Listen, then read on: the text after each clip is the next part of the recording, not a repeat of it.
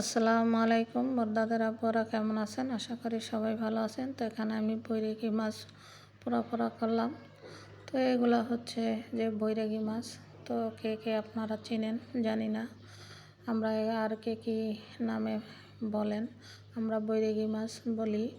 তো এগুলো হচ্ছে লাল বৈরাগী, সাদা বৈরাগীও আছে, আরও বড় আছে। তারপরে এখানে যে 2 কেজি বৈরাগী মাছ আনছিল, আর এই মাছগুলো আমার কাছে অনেক ভালো লাগে খেতে, আমার অনেক পছন্দের আর কি।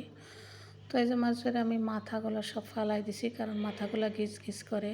আপনারা চাইলে নাও ফালাইতে পারেন। তো এই তো মাথাগুলো ফালাইয়া আমি মাছগুলো সব কুইটা নিলাম। তো এখানে 2 কেজি মাছ। তো মাছগুলো কুইটা আমি এই যে ভালো করে ধুইয়া পরিষ্কার করে নিলাম। তারপর একটা কড়াইয়ের ভিতরে যে 2 কেজি মাছের আমি 4 ভাগ করে 1 ভাগ কড়াইয়ের ভিতরে নিয়ে নিছি।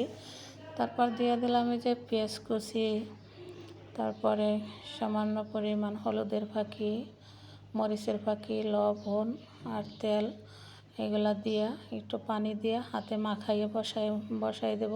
আর এগুলো আমি ভাজবো না, এভাবে আর পানিটা শুকাই একদম পুরা করে নিব।